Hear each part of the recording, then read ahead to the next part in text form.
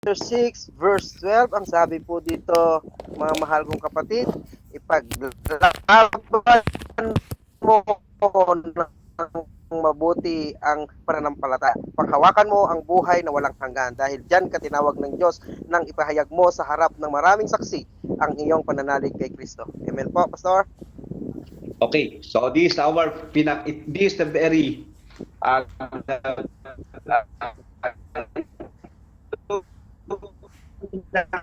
ito ang pinak natin. So fight the good fight of the faith. Ipaglaban natin, magpatuloy tayo sa ating pananampalataya. Okay po? Ibig sabihin, ano man ang pakiramdam, ano man ang sitwasyon, ano man ang kalagayan, ano man ang nararanasan, whatever, kailangan magpatuloy po tayo. Kanina po, honestly, nagpe-pray ako sa Lord at humihingi ng awa at habot ng Diyos. Sabi ko, Lord, makaya ko pa ang nangyayari sa akin. Sa totoo po, hindi ganun kadali, honestly. Hindi ganun kadali. Reality, hindi ganun kadali. Ano po? Dahil hindi tayo nagpaparinig, pero kailangan yung matutunan at maintindihan ang kalagayan ng inyong pastor. Ang inyong pastor ay walang hanap buhay, lumalakad lang po ako sa pananampalataya. I chose again and again, at I'm so proud, I'm so happy na pinili ko ang ministeryo ito na online ministry sa physical church because this is my life. Kayo po ang buhay ko eh. Kayo po ang buhay ko. And now, binigyan tayo ng leading ng Panginoon na pagbutihin din ang ating pong physical church, yung ating gawaing spirit, pagawaing iglesia sa physical. Ano po? At sabi ko nga sa inyo, this coming February or March ay marami tayong gagawin. Pero in the process, hindi po ganun kadali. Hindi ganun kadali. So tanong, ay kaya bang magpatuloy? Tanong, kaya bang sumunod? Tanong, kaya bang panandigan ang ating pagkakatawag? Sabi ko, Lord, bahala ka na kasi talaga hindi natin kaya. No? Sa mindsetting natin, sometimes, somehow, meron tayong kaparaanan. Pwede na naman gawin yung kaparaanan kasi talagang walang magagawa. Pero ang Diyos naman ay maraming kaparaanan. Okay po? Kaya please understand. So also faith, nasa na ako Eduardo, sorry. So fight the good fight of the faith. Pagpatuloy natin yung laban na ating pananampalataya. Ano po? At aking sinasabi sa inyo, meron man o wala, magpatuloy tayo. May wifi man o wala, magpatuloy po tayo. May pagkain man o wala, magpatuloy po tayo. Ang Diyos ang bahala dyan. Hindi naman siguro tayo mababawasan ng buhay pag walang wifi, pag walang tubig, pag hindi kumain, pag hindi na masahero, at pag hindi nagbigay na allowance sa mga bata. So, hindi po ako nagpapalit, that is reality of life. Totoo po yan, realidad po yan. Kaya, tandaan niyo po, kung sakaling ikaw ay pinananaganan ng Diyos, mayroon kang magandang trabaho, may maganda kang pamilya, may maayos kang pamumuhay, please, make it treasure it. Pahalagahan mo yan at bigyan mo ng pasalamat ng Diyos sapagkat hindi lahat ng tao ay dumadaan sa kalagayan mo. Okay? Always remember, kung tayo po ay happy, give praise and glory to the Lord. Sabi ng Bible, kung tayo daw ay nananagana, maging masaya tayo at magbigay ng papuri sa Diyos. Pero dapat maintindihan ang pagsubok ay natatapos. Tayo ay dumalakad sa buhay na ito. Tandaan po natin, spiritually speaking, tayo ay pinalaya ng Diyos sa pagkaalipin sa Ehipsyo. Spiritually speaking, pinalaya na tayo ng Diyos sa espiritu ng kahirapan, espiritu ng pandaraya, espiritu ng dating buhay, espiritu ng kasalanan, demon spirit of pride, demon spirit of laziness, demon spirit of any work of the enemy sa ating buhay. Kasi tapos na tayo eh. In the process, spiritually speaking, ang bansang Israel, ang bayan ng Diyos ay pinatnubayan ng Panginoon sa buhay ni Moses at sa panahon po ni Joshua generation, nakarating sa Promised Land. In our time, sa pamamagitan ni Kristo Jesus, tayo nakarating sa Promised Land. Okay po, naintindihan po ba? Ang kailangan magpatuloy tayo. Yun ang kailangan ilagay sa puso. Magpatuloy po tayo. Okay? Magpatuloy po tayo. Sabi doon, take hold of eternal life. Ano ba yung kwento ng buhay? isang Manuel nagsabi, ang ganito, ano ang mapapala ko? Maging mayaman ako, maging sikat man ako, maging mahusay man ako, maging akin man ang lahat ng mundo, kung ang kaya sa isa kong kaluluwa ay mapapahamak sa impyerno. Tama? So please understand, take hold of the eternal life to which you were called and about which you made the good confession in the presence of many witness. Pinatutuon natin eh. Nung tayo na born again, nakilala natin ang pinatutuon natin. Ako'y dating makasalanan, ako'y dating ganito, ako'y dating ganoon. So ngayon, binago tayo ng Diyos at ang ating tinitingnan ay ang buhay na walang hanggan. Amen po, naiintindihan po ba kapatid? So, gusto kong maintindihan natin na sa kabila ng mga pagsubok, problema sa buhay, yan inandyan. Yan talaga trabaho niyan. Subukin ka, bigyan ka ng problema. Pero ang Diyos natin, maraming kaparaanan po. Maraming kaparaanan. Let the good fight of faith, ipagpatuloy natin at ating pong tingnan at tumingin tayo doon sa hinaharap, which is the life, the eternal life na binibigay na ating Diyos na buhay. Amen po. At yung ating pong kalagayan ngayon ay isang living testimony o testimonya na buhay na tayo ay pinagpala, tayo ay iningatan, tayo ay binigyan ng Diyos ng kalagayang may buhay na walang hanggan. 1 Peter chapter 1 verse 6 and 7, pakibasa, Brother Rapi. 1 Peter chapter 1 verse 6 and 7, pakibasa po. 1 Peter Chapter 1 verse 6 and 7, pakibasa. Unang Pedro chapter 1 verse 6 and 7 po.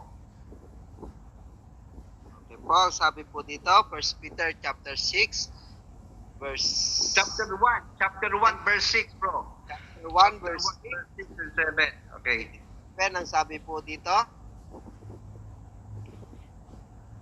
Ito'y dapat ninyong ikagalak kahit na maaaring magdanas muna kayo ng iba't ibang pagsubok sa loob ng maikling panahon. Verse 7, ang ginto, bagamat nasisira, ay pinapadaan sa apoy upang malaman kung talagang dalisay. Gayon din naman ang inyong pananampalataya, na higit na mahalaga kaysa ginto, ay sinubok upang malaman kung ito'y talagang tapat. Sa gayoy kayo'y pupurihan, dadakilain at paparangalan sa araw ng namahayag si Yesu Kristo. Amen po, Pastor?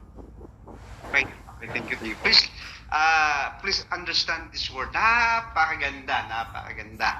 Para hindi lang ang problema iniisip. Meron tayong kalagayan na meron tayong hope, pag-asa, at meron tayong the way, siguro, ang word dito, reward, o inaasahan. Ang mga sundalo ay naghahangad sa kanilang pagkikibaka sa labanan talaga sa war field pa tawag doon sa may tawag sila doon sa field, sa war zone siguro pwede, no? Anyway, so ang kanilang pagkikibaka, ang hangad nila ay makauwi ng buhay, you know? At hindi lang dahil doon, kundi alam nila na merong reward, merong honor. Yan, may honor sila, siyempre. So tayong mananampalataya, makinig mo mabuti, tayong mananampalataya ay hindi lang para sa lupa na nabubuhay. Ang tayong mananampalataya, whether we like it or not, may nakalaan na ang Diyos para sa iyo. May nakalaan ng Diyos para sa akin. At yung nakalaan na ito ng Diyos para sa akin, ay matatanggap natin kung if yan po, magpapatuloy tayo hanggang wakas. Nako paano naman pastor yung talagang hindi na kaya? Kahit nga ganun lang kwento Minsan may mga pagkakataon, sabi ng ilan, Lord, kunin mo na ako para hindi na ako magkasala. Wag po, malulobot pa ako. Teka lang po. Praise God, ako po. Yan. Talaga nagsabay-sabay po. Sandali lang po mga kapatid. Wait lang. Hallelujah. So, dadinig po ba ako, brother Rapi? Clear po, Pastor. Okay. So, mabilis na tayo. Bilisan natin ng konti, ano? So, gusto kong maintindihan po natin na ang talatang ito, it is, in this you rejoice, tayo daw ay magalak o magdiwang o magbigay ng kapurihan sa Diyos. Hallelujah. Sapagkat sa mga pagsubok na dumadaan sa atin, nagiging bahagi tayo ng layunin ng Diyos. Hindi ibig sabihin na tayo maghirap pa, na tayo magdusa pa para makaranas ng buhay. Hindi po. Kung sakali man dumaraan tayo sa mga pagsubok na ito, ay nakikisa tayo sa kalagayan ng Panginoon na tayo ay napagtagumpayan na ang mga pagsubok na ito. Kung paano ang ginto ay dumadaan sa apoy, alam naman natin na apoy ay mainit. No? Minsan nagluluto ako at nataon na medyo hindi nawala sa loob ko na yung takip ay mainit. So hinawakan ko, napasok ako. Aray! Ko. Diba, lahat tayo pag magpag-apoy, mainit at nakapapasok. So kung paano yung ginto ay pinadadaan sa apoy. Pag sinabi pinadadaan sa apoy, hindi lang dumaan yung ginto sa apoy. Hindi. Tinutunaw ng apoy ang ginto. Kuha po ba ninyo? Tinutunaw ng apoy ang ginto. Noong way back 19 siguro, 2007, hindi ako magkakamali. Tayo po ay nag-pioneering sa church sa Barabayan po ng Aliaga, Nueva Ecija. At meron tayong attendee doon na magiginto. Gumagawa po siya ng mga alahas. Sila po yung una natin naging kapatid doon na naging katulong natin sa gawain. Anyway, so ganun ang proseso. Nakita kayo ginagawa, talagang tutunawin ng apoy yung ginto. Nakuha natin? So ibig sabihin, from the original form ng ginto, halimbawa, singsing, pag nawaan sa apoy, ay mawawala yung kanyang pagiging singsing. Matutunaw siya at mapapad siya. Babalik siya sa original na kalagayan na walang anyo. Nakuha po natin? So, tayo mismo, listen, ay tulad ng ginto na dumadaan din sa apoy. Grabe, no? Upang tayo ay subukin, no? Tested by fire, sabi ng Biblia, may be found the result in praise and glory and honor to the revelations of Christ Jesus. Pagdating ng tamang panahon na ikaw ay dumaan sa ginto, dumaan sa apoy, sa pagsubok na ito, kasama ka, naluluwalhatiin ng Diyos. Yun ang benepisyo niya. Nakuha niyo po. Kaya kung ikaw ay dumadaan sa apoy, dumadaan sa pagsubok, huwag kang malungkot, sister, brother. Kundi ikaw ay ginagayak ng Diyos sa panibagong antas ng buhay pananampalataya. Ako po ay may kumparing buo at napakarami lang pagsubok. Sabi ko, ba't ganun? Hindi ko naman tinatanong ang Lord, kundi siguro nagmumuni-muni lang. Sila ay talagang faithful servant of God, sila mag-asawa. At masasabi mong, sorry to use this word, matino ang buhay, may takot sa Diyos. Pero ang grabe ng pagsubok na, sunod-sunod. Nakuha po natin. Kaya, kung titingnan natin yung big picture, ba't ganon? Ba't ganon? Pero, sa kabila noon, ay meron palang higit dun sa ating kaintindihan na iginagaya ang Diyos. Kaya kung ikaw ay sinusubok ngayon, ako sinusubok ngayon, honesty. Ano po? Sabi ko, Lord, bahala ka. Ikaw ang nakakalam ng buhay ko. Ikaw ang nakakabatid ng sitwasyon ko, etc. Hindi mo naman kailangan ipangalandakan niya sa iba kung ano kalagayan mo. Ang mahalaga ay pangalandakan mo ang pag-ibig ng Diyos.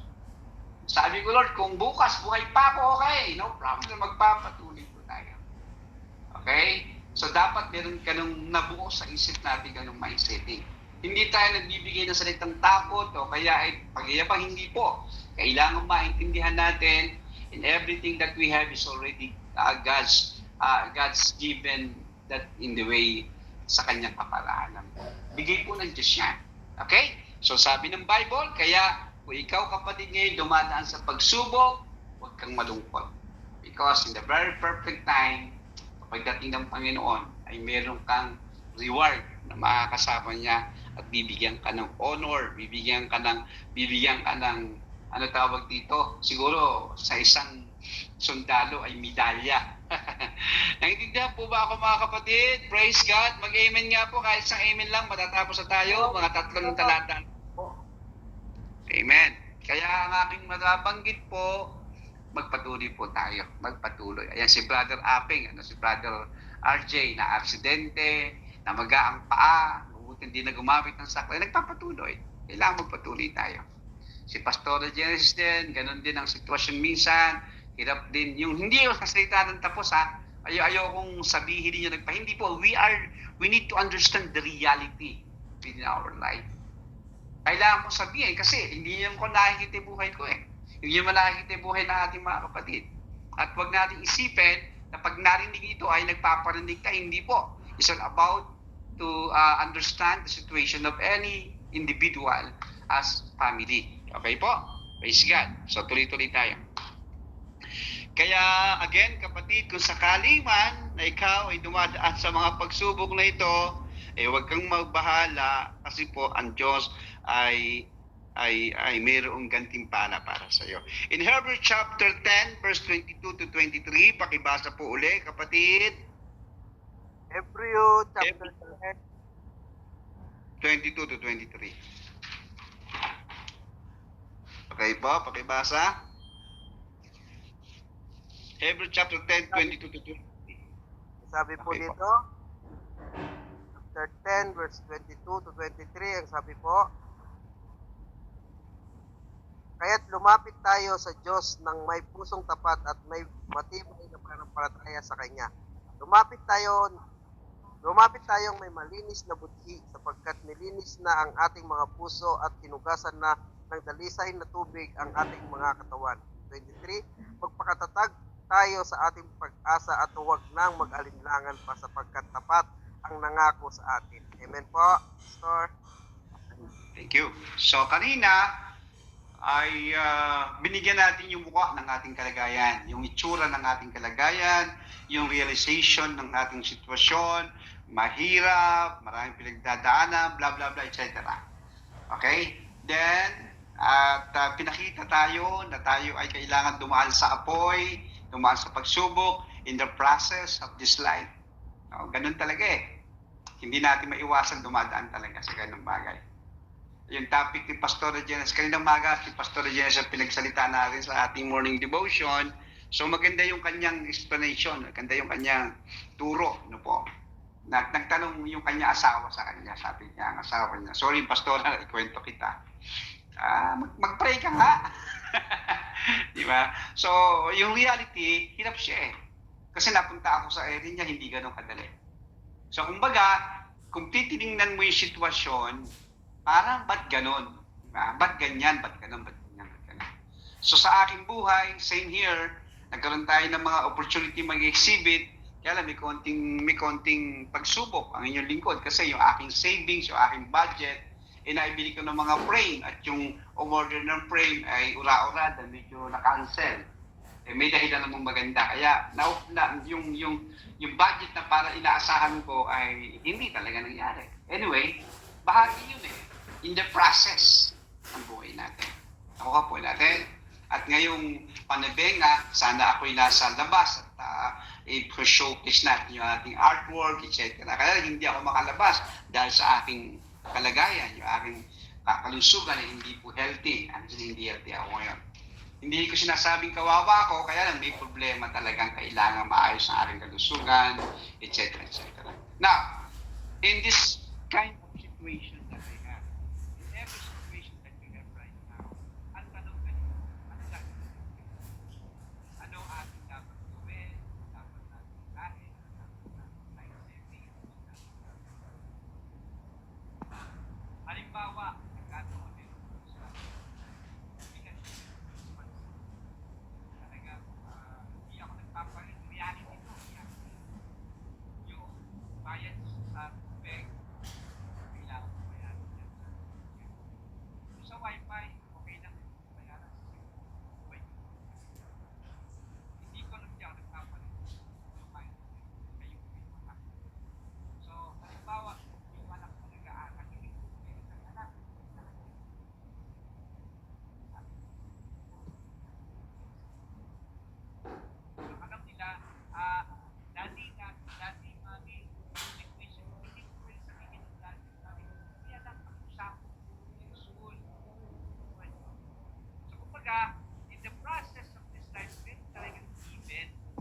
kailangan natin na gawa ng paraan at okay, encounter. May isang tao lumapit sa atin. Ganyan, lumapit sa atin. 1,000, 1,000, 10,000.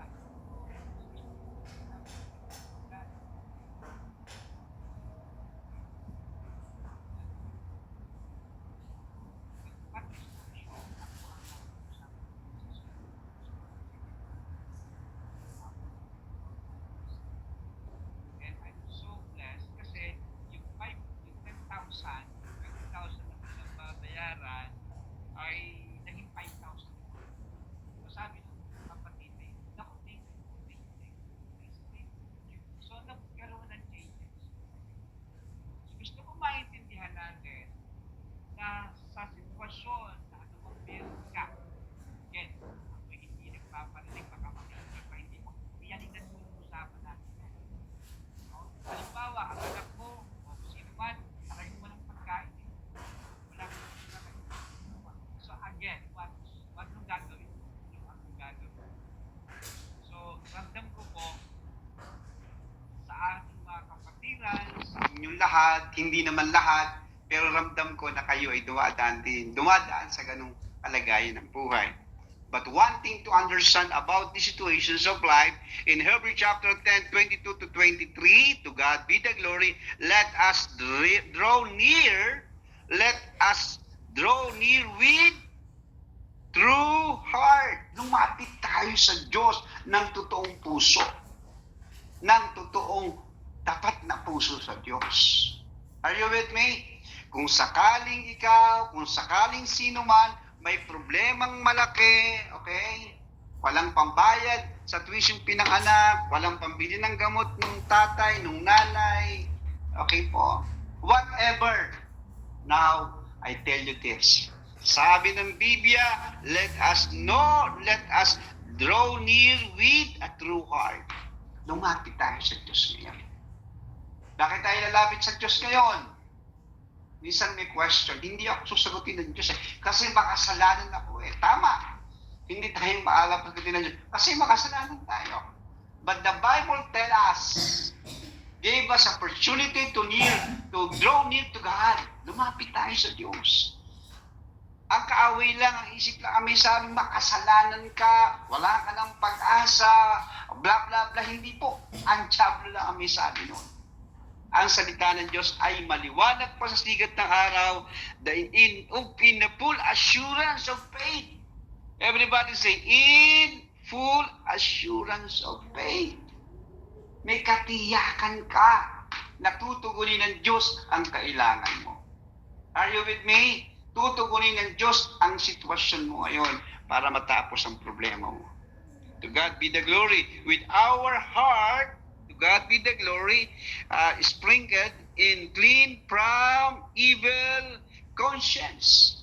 So wala na yung dating laman ng isip at puso natin na medudatious tayo. Wala na yun. No? Na lack of faith, wala na yun dapat. Kaaway lang ang nagbubulong noon. Ang diablo ay diablo kahit kailan. Ang leon ay umaatungal pero bungal. Tama?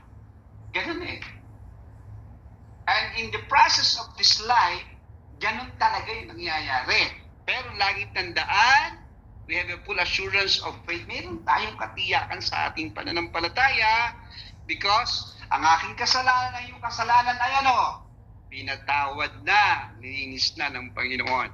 Hallelujah, Jesus! Was with ED po, pinugasan na.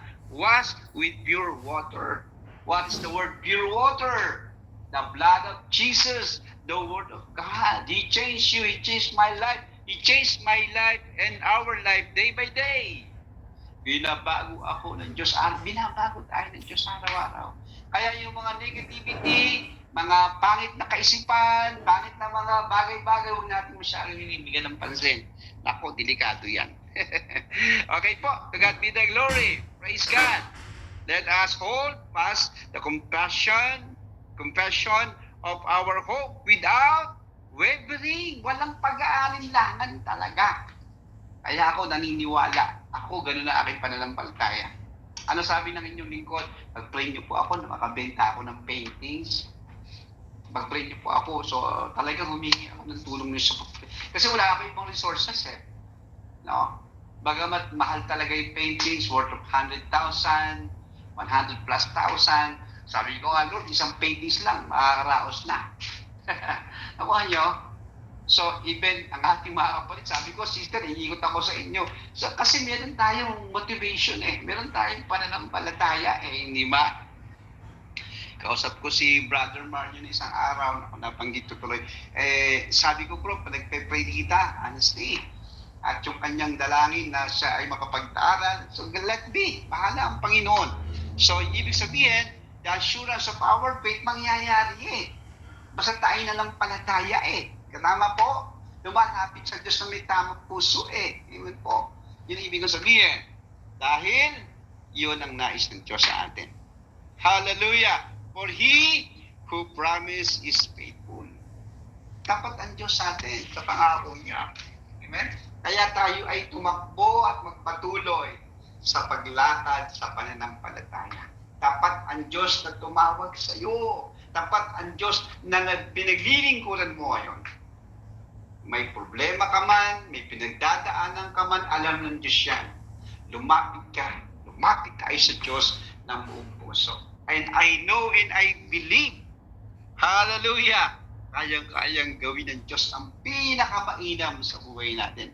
Naalala ko tuloy yung Mark chapter 9, verse 23. Sabi doon, and Jesus said to him, at sinabi ni Jesus sa akin, sa iyo, sa atin, are you with me? If you can, kung gagawin mo ito, kung isasakatuparan mo ito, all things are possible for those who believe. For one who will. Sa isang tao, sa sino man na sumasampal. Walang imposible sa Diyos eh. So again, ipaglaban natin ang laban ng pananampalataya natin. Tomorrow po ay first day of this month, this coming month of March. Ang aking prayer po ay loobin ng Panginoon. No? Meron rin tayong verse dito. Please, special day po yun because we are praying na ang ating pong paksa ay a prayer of the seed of faith. Pag sinabing seed of faith, ay panampalatayanan natin yung ating gagawin na ito'y magbubunga ng mayabong at mayabong na bunga. Okay po? So malapit na po tayo matapos. Sana po'y napagpapala tayo. Again, hallelujah. Magpatuloy po tayo sa ating buhay paglilingkod kay Kristo. Hallelujah, Jesus. So we talk about faith. We talk about faith. Mabilis lang po ito. Praise God. James 1:6. Hallelujah. Hallelujah, hallelujah, hallelujah, hallelujah, hallelujah. So kung ikaw ay kulang ng pananampalataya, mag-ask ka ng pananampalataya. Kung kulang ka ng kaalaman, mag-ask ka ng kaalaman. But let him ask in faith. Hingin natin sa Diyos ito na may pananampalataya. In Matthew 7:7, humingi ka at bibigyan ka, maghanap ka at pakasusumpong ka, pumutok at ang pintuan ay bubuksan para. Pero kailangan i-apply doon yung pananampalataya. Are you with me? Kung hihingi tayo sa Diyos na walang pananampalataya, sorry to say this, maaaring hindi marinigan, hindi gawin ng Diyos. Pero kung tayo may pananampalataya, ito ay gagawin ng Diyos. Sa atin, in James 1:6, but let him ask in faith. Hingin daw natin sa Kanya na may pananampalataya. No doubting. Hindi tayo nagdududa, hindi tayo nag-aalinlangan, hindi tayo nagdadalawang isip. Amen po? For the one who doubts is like a wave of the sea. Sabi ng Biblia, yung daw nagdududa ay parang katulad ng alon sa dagat na paiba-iba ang galaw. Praise the po. That driven, hallelujah, na kung saan yung kanyang pagkilos, parang kung walang kapatutunguhan o kung ano, kailangan kanya pananampalataya, pinipistad ba sa our faith. Kasi pag tayo ay paduda-duda at padala-dalawang isip, hindi tayo tatanggap ng pagkabala sa Diyos.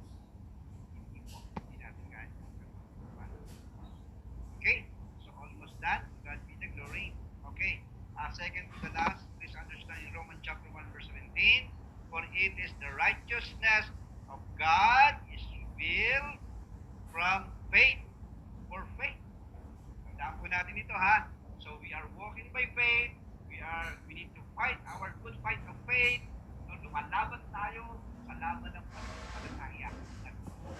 Hindi natin pinaglalaban ang Jesus Christ or Christian. Ang pinaglalaban natin ay ang personal nating pananampalataya. Are you with me? Praise God. Sabi ng Bible, to God be the glory, for in the righteousness of God revealed from faith to faith. Ganun kaganda. Sa pananampalataya tayo nabubuhay, sa pananampalataya pagpapalaya, sa pananampalataya tayo natin. Hallelujah. Because that is written. As it is written, the righteous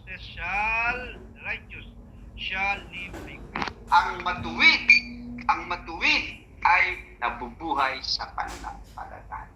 Hallelujah. Kaya kapatid kaibigan, I hope na tayo ay napagpala sa ating paksang pinag-aralan. Ano po? Ngayon, sa aking pagwawakas, hallelujah Jesus, minsan ito yung galaw eh. Ito yung mahirap eh. No? Ito yung mahirap, ito yung galaw. Paano kaya ang bukas, DJ Edward? Wala nga eh. Wala. May bigas po ako ha. Wala nga kami sasaing eh. Halimbawa, paano kaya ang bukas? Yung aking anak may babayaran.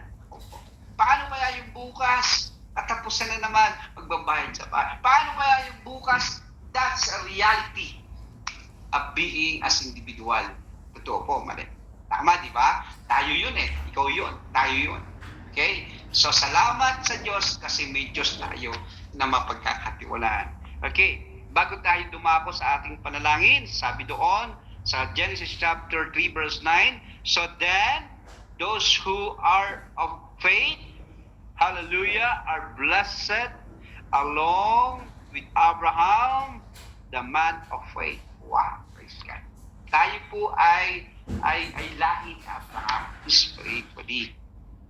Amen po. Tayo ay mula sa ating Diyos na naglikha sa atin at we are believing, tayo manampalataya, tayo ay may pananampalataya at yung ating pananampalataya, hallelujah, for God be the glory, kung paano yung pagpapala ng Diyos kay Abraham sa lahat ng generasyon, para mas malinaw na lang po, even in our generation, sa pananampalataya ni Abraham, to God be the glory, he is the man of faith, ganun din po ipagpapala ng Diyos ng ating buhay.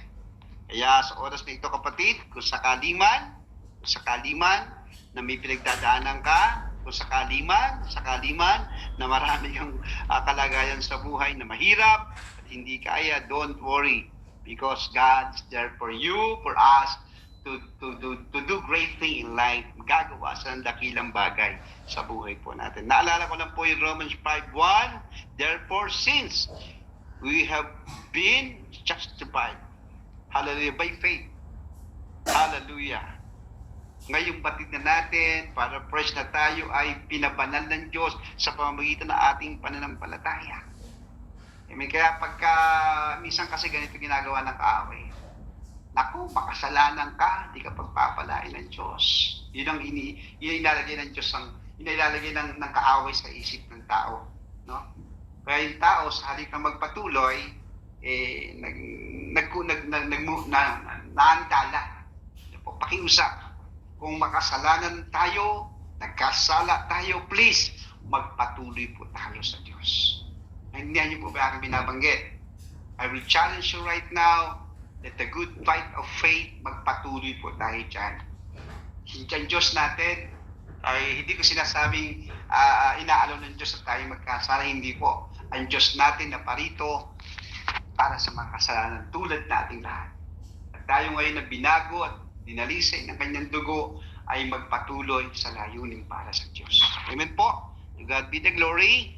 We have peace with God through our Lord Jesus Christ. Sabi po ng Romans 5:1, meron tayong kapayapaan. Kaya ngayon kapatid, magpe-pray po tayo sa Diyos at i-activate natin yung ating pananampalataya. Last verse po. God be the glory. Gusto kong tayuan natin ito, mga kapatid. Lagi nyo ito narinig sa akin, pero this time, apply natin ito na may pananampalataya. Gamitin natin itong kalasag. Gamitin natin itong kalasag. Gamitin natin itong tuntungan na ating pananampalataya. Amen po? Because Christ Jesus is the owner, the perfecter. Amen po? Yung mayroong likha ng ating pananampalataya. He is the author and the perfecter of our faith. So ilagay natin sa puso natin. Huwag tayong huwag tayong magkunwari, sorry to my word. Sabihin natin totoo sa Panginoon. Sabihin natin sa Kanya totoo. At tandaan niyo pong Isaiah 41 verse 10, matatapos na po tayo.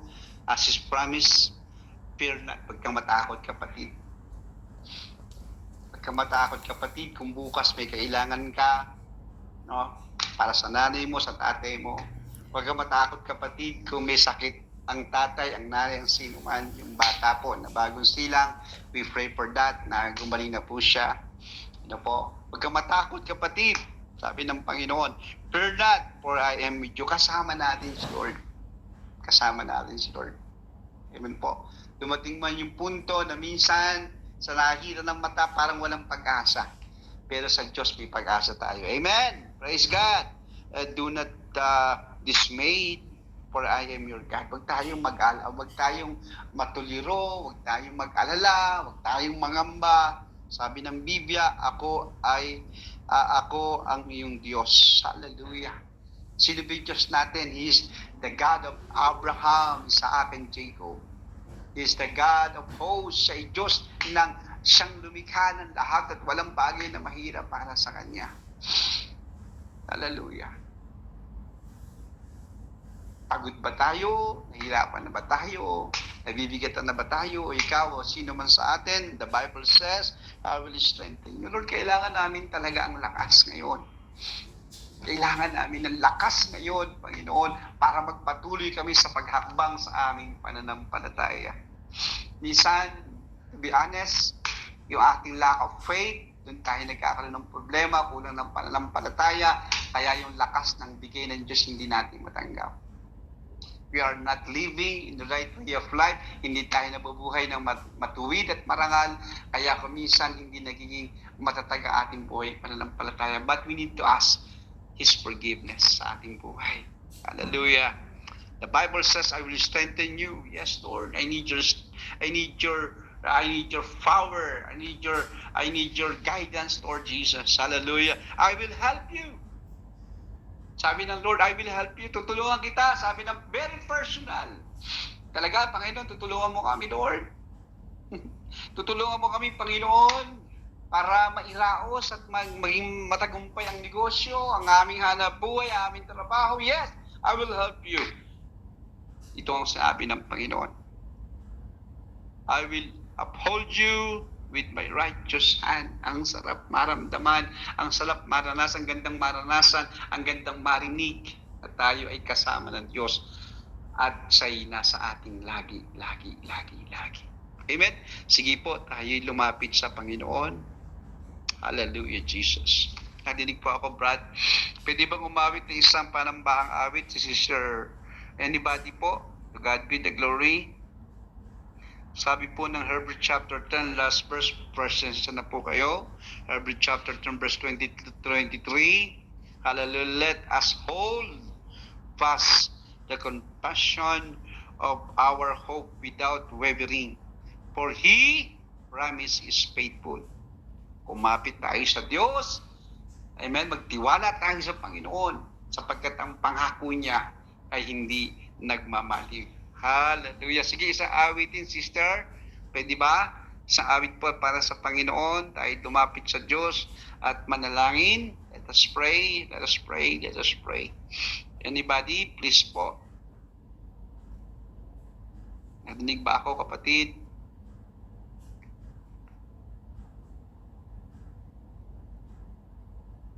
Nadinig po ba ako? Amen po, loud and clear po. Sige, isang awit lang, Brad. Isang worship song bago tayo mag-pray. Francis Busquets, mayroon po. Please.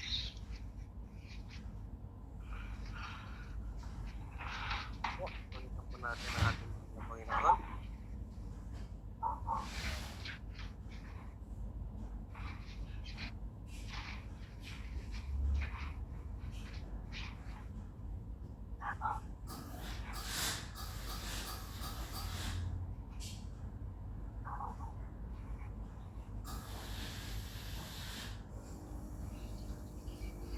மாக்கம்மன் சிங்கு குயின தேடி வந்தான் கிங்கு டைலா டைலா பிபி டும்மு மாலை மாத்தி போடு ரிங்கு கோல்டன் ஸ்பாரோ என் நெஞ்சில ஆரோ நீ இல்லாத லைஃப்